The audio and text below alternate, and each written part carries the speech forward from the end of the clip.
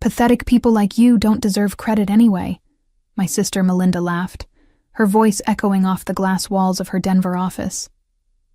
I sat there in the chair I'd helped her pick out 3 years ago, staring at the woman who had just fired me from the company I'd built from the ground up. The irony wasn't lost on me. Even the motivational quotes framed behind her desk were ones I'd designed and printed. My name is Tessa Franklin, and for 14 years, I've been the invisible force behind my sister's real estate empire. At 43, I'm a graphic designer and marketing strategist who foolishly believed that family meant partnership. Every logo, every website, every sales funnel that made Melinda's company successful came from my hands, my creativity, my sleepless nights. I never charged her a penny because she always called it our future. But sitting in that sterile office, watching her smirk while her best friend Chelsea York lounged in the corner scrolling through Instagram, I realized there was no our anymore. There probably never had been. "You're out," Melinda had said just moments before, not even bothering to look up from her oversized mahogany desk. Chelsea brings a younger energy to the brand. Fresh perspective, you know? I looked at Chelsea, a 26-year-old influencer whose biggest professional accomplishment was getting 50,000 followers by posting workout videos in designer athletic wear. Her resume consisted of sponsored posts for protein powder and teeth whitening kits. This was who Melinda thought could replace 14 years of my expertise. "What about everything I've built here?" I asked, my voice steady despite the earthquake happening inside my chest. "You should be grateful I let you help," Melinda replied, finally meeting my eyes with that cold stare I'd seen her use on difficult clients. Most sisters wouldn't have been so generous. The word generous hung in the air like a toxic cloud. Generous. For 14 years of free work, for building her entire digital presence, for creating the brand identity that made her millions, for designing every marketing campaign that brought in her biggest clients. Chelsea giggled from her corner. "Don't worry, Tessa. I'm sure you'll find something. Maybe try Fiverr?" That's when something inside me shifted. Not anger. Something colder. Something more calculating. I stood up slowly, gathering my purse and the single notebook I'd brought to what I thought was going to be a strategy meeting. "You're right," I said, walking toward the door. I should be grateful. Neither of them caught the edge in my voice. They were too busy celebrating their brilliant business decision to notice that I hadn't said I was grateful, just that I should be. Growing up, Melinda had always been the golden child. 3 years younger than me, she possessed the kind of effortless charm that made teachers overlook her missing homework and parents excuse her broken curfews. I was the responsible one, the one who cleaned up her messes and helped her study for tests she hadn't prepared for. When she announced she wanted to start a real estate business 8 years ago, I was working as a freelance graphic designer, struggling to build my own client base in Denver's competitive market. Melinda had just gotten her real estate license and needed help with just a few small things. A logo, maybe a simple website. "Think of it as an investment in our family's future," she'd said over dinner at our favorite Italian restaurant downtown. "Once the business takes off, we'll be partners. 50-50 split on everything." I believed her. Why wouldn't I? She was my sister, and despite her flaws, I thought our bond meant something. So I designed her logo, an elegant script with subtle mountain silhouettes that perfectly captured Denver's real estate market. Then came the website, clean and professional with custom photography I'd arranged and edited. Then the business cards, brochures, social media templates. "Just one more thing," became Melinda's favorite phrase. "One more marketing campaign. One more client presentation. One more complete rebrand," when she decided to expand into luxury properties. Our parents praised her business acumen constantly. "Melinda's such a natural entrepreneur," they'd say at family dinners. "She's built something incredible from nothing." From nothing. As if the hundreds of hours I'd poured into her success were nothing. But I kept working, kept believing in that future she promised. When she bought her first office, I helped her choose the furniture and designed the interior graphics. When she hired her first employee, I created the training materials and employee handbook. When she won Realtor of the Year 3 years running, I designed the marketing materials that announced it to the world. I watched her grow from selling starter homes to dealing exclusively with multi-million-dollar properties. Her client list read like a who's who of Denver's elite: tech executives, professional athletes, entertainment industry moguls. The commissions were enormous, and the success should have been ours to share. Instead, I remained the invisible sister. At industry events, she'd introduce me as my sister who helps out with some design stuff. If clients complimented the marketing materials, she'd smile and accept the praise without mentioning my name. When other realtors asked about her secret to such polished branding, she'd talk about her natural eye for design. The promises of partnership had faded into vague mentions of someday and when things settle down. But things never settled down. They only grew bigger, more successful, more profitable. And I remained exactly where I'd started, working for free, building someone else's empire. The first crack in my faith appeared 6 months ago during our quarterly review meeting. I'd spent 3 weeks developing a comprehensive digital marketing strategy that would have expanded Melinda's reach into the commercial real estate sector. The presentation was flawless: detailed market analysis, projected ROI, implementation timeline, budget allocations. "This is impressive work," Melinda had said, flipping through the bound presentation I'd printed and assembled myself. "Really impressive." I felt a surge of hope. Maybe this would finally be the moment she acknowledged my contributions properly. Maybe this would be when she brought up the partnership we'd discussed for years. Instead, she closed the folder and slid it across the desk toward me. "I'm going to hold off on this for now. Chelsea's been giving me some ideas about social media marketing that might be more our speed." Chelsea had been hanging around the office more frequently, offering unsolicited advice about authentic engagement and influencer partnerships. Her suggestions usually involved hiring her friends to post about properties in exchange for free clothing or restaurant gift cards. "Melinda," I said carefully, "commercial real estate could increase your annual revenue by 40%. Chelsea's ideas are fine for residential social media, but they won't work for attracting serious commercial investors." "I appreciate your input," she replied in the tone she used with overeager clients, "but I think I know my business better than anyone." My business. Not our business anymore. That same week, I discovered she'd implemented one of my campaign ideas without credit, presenting it to a major client as her own innovative strategy. When I confronted her about it, she laughed it off. "Come on, Tessa, we're family. What's mine is yours. What's yours is mine, right?"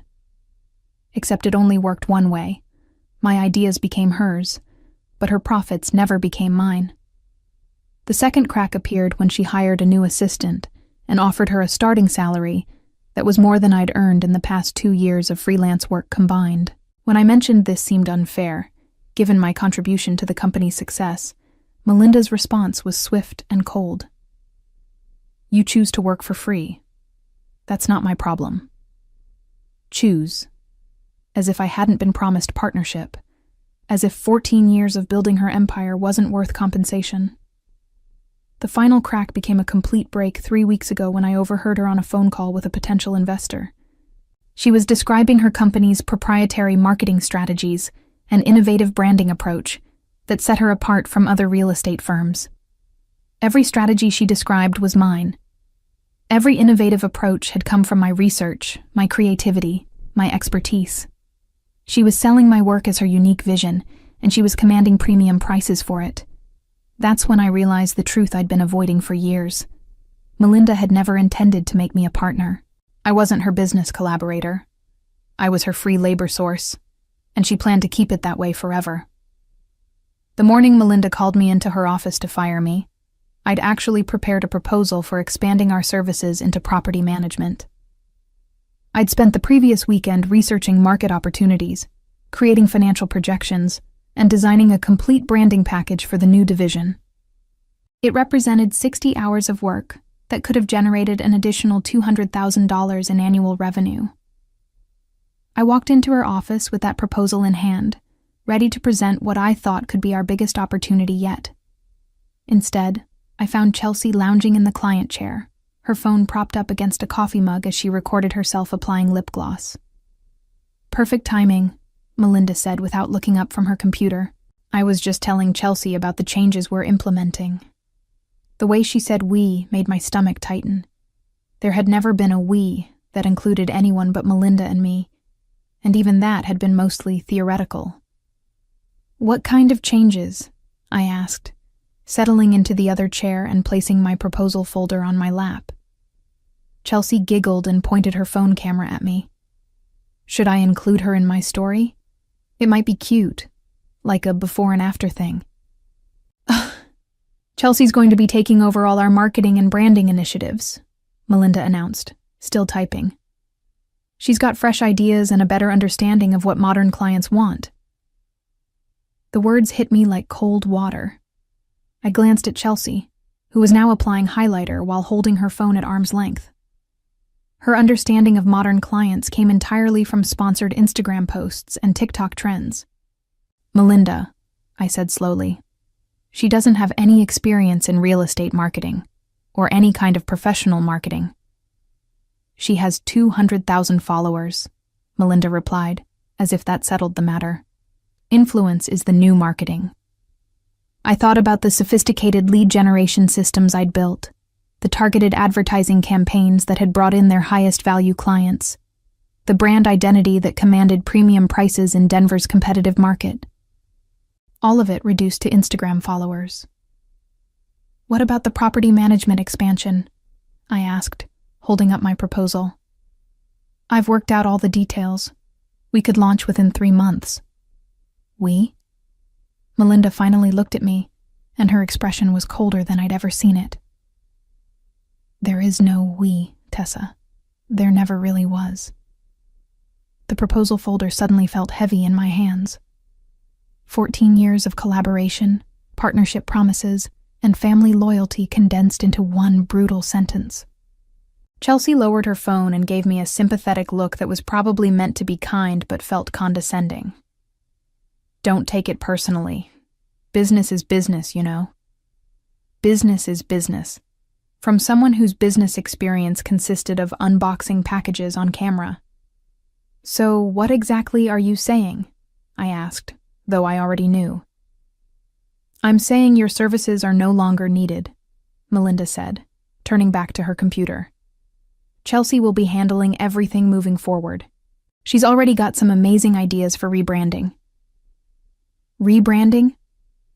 The word came out sharper than I intended. "You want to rebrand the company I built?" "You didn't build this company," Melinda snapped. "You designed some logos and made some websites. I built this business through relationships, sales skills, and market knowledge. Don't confuse doing a few favors with being a business partner."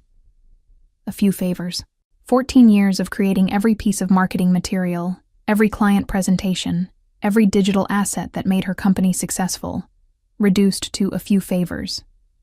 "You're right," I said, standing up. I was confused. Something in my tone made Melinda look up again, but I was already moving toward the door. "Oh, and Tessa?" she called after me. "I'll need you to send over all the login information for the website and social media accounts. Chelsea will need access to everything." I paused at the door. "Of course. I'll make sure she gets everything she needs." Neither of them heard the edge in my voice.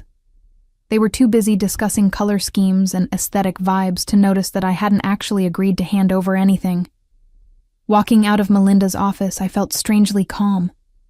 The betrayal hurt, but it was overshadowed by a crystal-clear realization.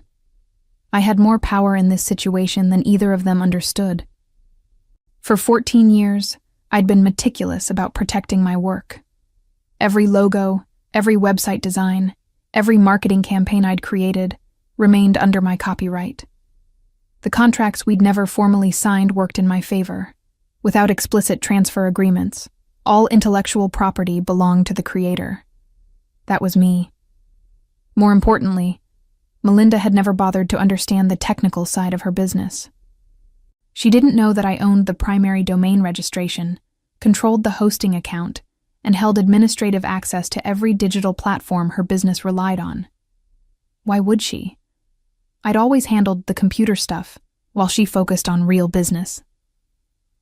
I drove home to my downtown apartment, the proposal folder still sitting on my passenger seat like a monument to wasted effort. But instead of throwing it away, I filed it carefully in my home office. That research would be useful, just not for Melinda's benefit. My phone buzzed with a text from Chelsea. "Hey, super excited to work with your designs. Can you send passwords ASAP? Want to start making changes today?" The emoji enthusiasm made my eye twitch. I set the phone aside without responding.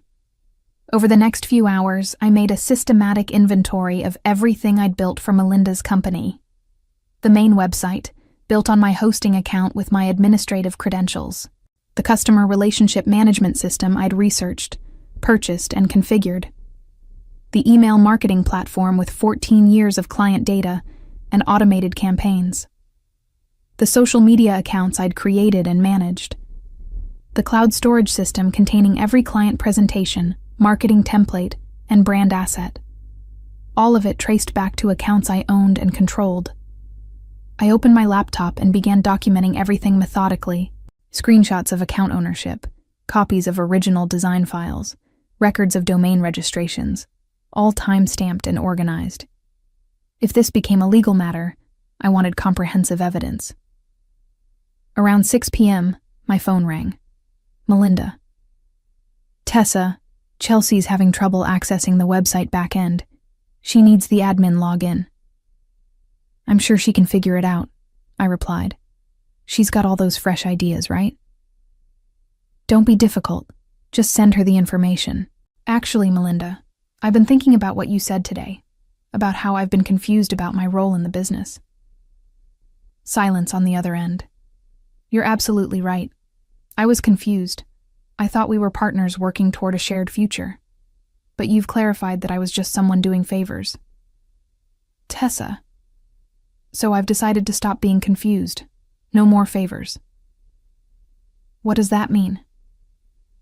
"It means I'm reclaiming ownership of my work. All of it."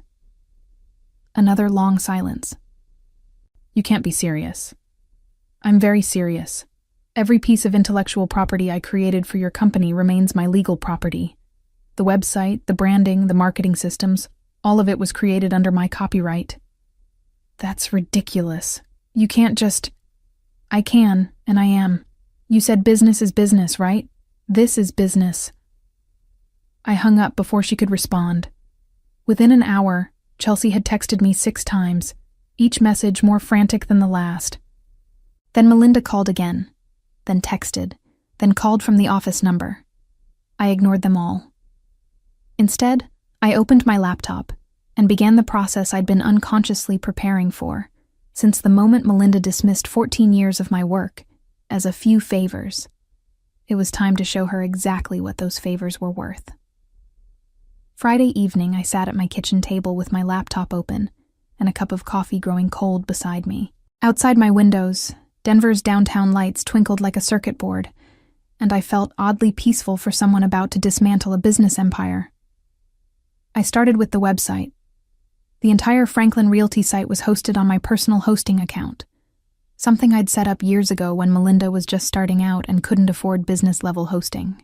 I'd maintained it ever since, upgrading the service as her business grew, paying the bills from my own credit card and never asking for reimbursement because it was supposed to be our investment. With a few clicks, I revoked administrative access for everyone except myself. Then I set the site to private, displaying only a simple message. "Site under maintenance. Please check back soon." Next came the email system. Melinda's entire client communication platform ran through a professional email service I'd researched and configured. Every automated follow-up sequence, every client newsletter, every lead nurturing campaign, all of it flowed through systems I'd built and managed. I suspended the account. The customer relationship management platform was next. 14 years of client data, Sales pipelines and automated workflows disappeared behind a login screen that only I could access. Then the social media management tools, the automated posting schedules, the advertising accounts with their carefully crafted campaigns and optimized targeting. One by one, I reclaimed control of every digital asset I'd created. My phone buzzed constantly with increasingly desperate messages from both Melinda and Chelsea. I let them go to voicemail while I worked systematically through my list. The final step was the most important, backing up everything valuable and then changing the passwords on every account. Not out of spite, but because these were my creations, my intellectual property, and I had every legal right to protect them. Around 11 p.m., I received a call from a number I didn't recognize. "Tessa, this is David Chen from Franklin Realty." I recognized the voice of Melinda's top-performing agent. "I'm sorry to bother you so late, but we've got a major problem. None of our systems are working. The website's down, emails are bouncing, and I've got clients trying to schedule showings who can't reach us. Have you talked to Melinda about this? I've been trying to reach her for hours. She's not answering her phone. Look, I don't know what's going on between you two, but I've got a $2 million deal that's supposed to close Monday morning. My clients are panicking because they can't access the virtual tour or property documents." I felt a twinge of sympathy for David. He was a good agent who'd always treated me respectfully. But his problem wasn't with me. "David, I'm no longer affiliated with Franklin Realty. You'll need to work with Melinda and Chelsea to resolve any technical issues." "Chelsea? The Instagram girl?